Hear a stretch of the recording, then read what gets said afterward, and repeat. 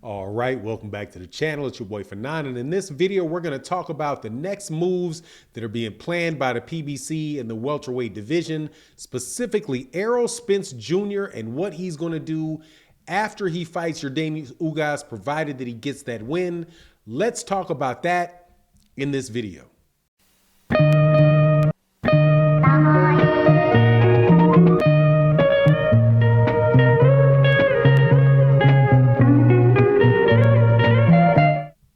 Welcome back to the channel. It's your boy Fanon, and we're going to talk about all things welterweight, specifically what's going on in the welterweight division with Errol Spence Jr.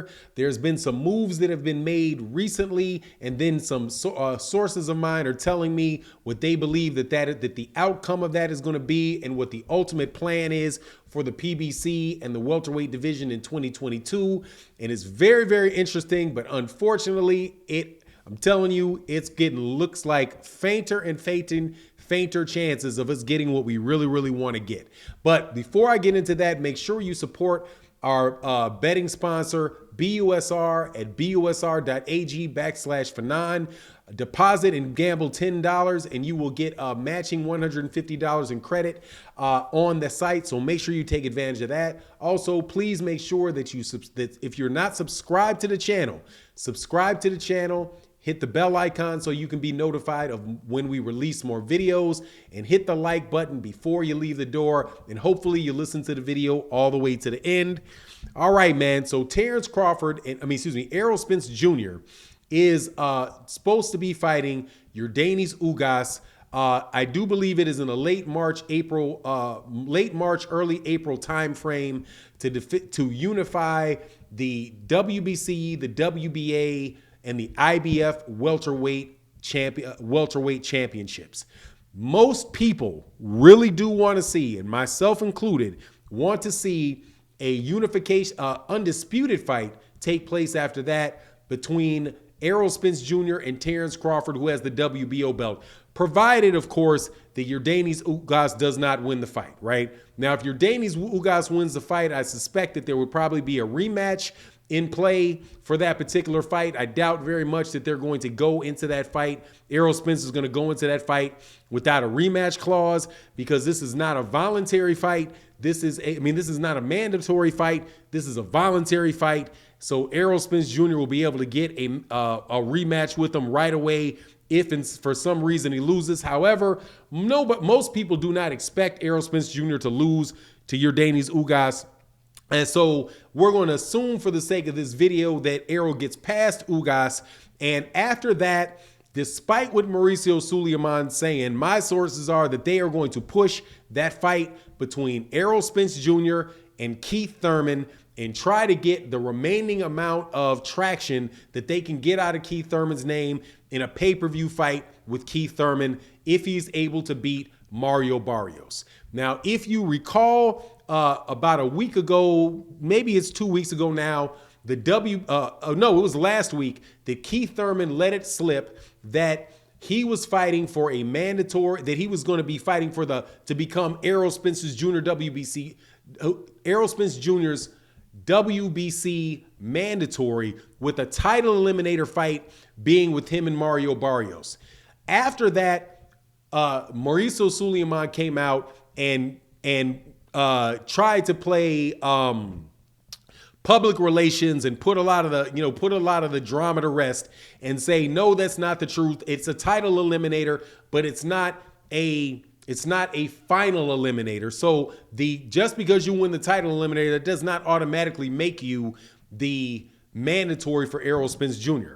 However, what we know for sure is that Keith Thurman, if he gets past Mario Barrios, is going to go very high in the rankings of the WBC, most likely top 3, because he was in a title eliminator. So as long as Keith Thurman gets into the top 3, or excuse me, I believe it's the top 3, know for sure that it is the top 5. As long as he gets into that, he for sure is going to be able to be made the mandatory for Errol Spence Jr. by the WBC. And that's what my sources are telling me that they are trying to push for and they're trying to make happen. We all know that mandatories you can petition somebody to be a mandatory, and you can also push to get certain fights ordered by the WBC or ordered by the WBO, right? And those guys will move them into the rankings and make that happen.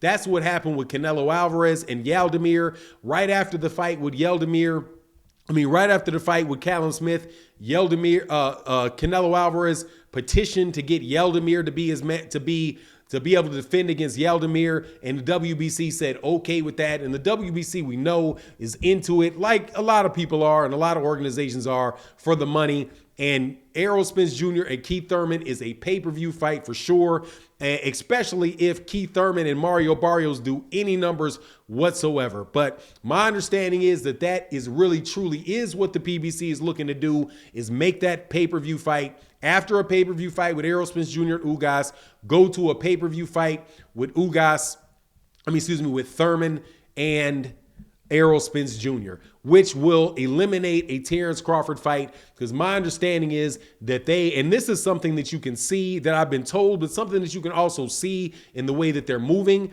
that really ultimately the big pay-per-view fight that they're trying to make down the road is Errol Spence Jr.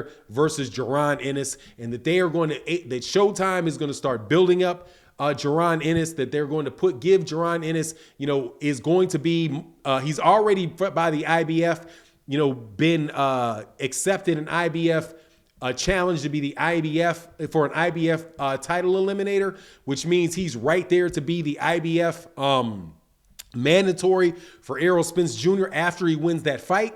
But if Errol Spence Jr. moves up to 154 pounds, and that is something that Cameron Duncan, the manager for, the promoter for Errol Spence, for JARON Ennis, missing these names up. The JARON Ennis's promoter said he believed was going to happen is that Errol Spence Jr. is going to move to 154.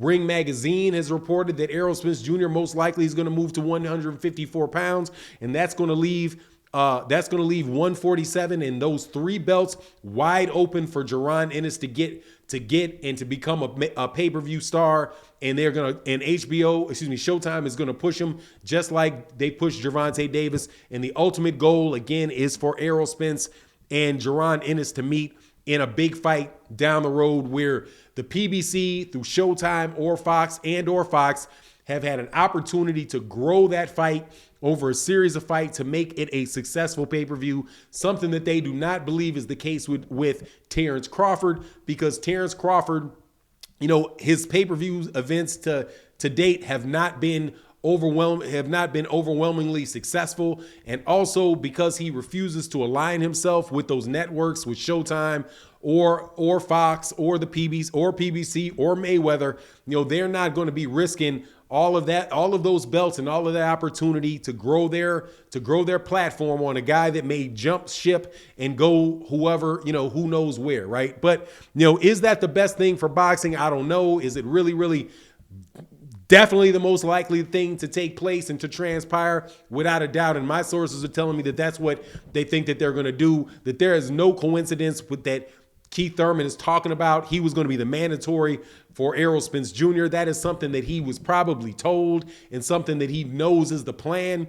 Errol Spence Jr., for his part, doesn't want to fight Keith Thurman, but I doubt very much that with enough money offered to him and that being the only real viable situation for him, seeing as Jermell Charlo is still at 154, doubt very much that he wouldn't take that fight. But anyway, all this is prefaced on Keith Thurman Errol Spence Jr. getting past Yordenis Ugas, which is not promised, but we'll see what happens. Anyway, you let me know what you think in the comment section. And with that, I'm out.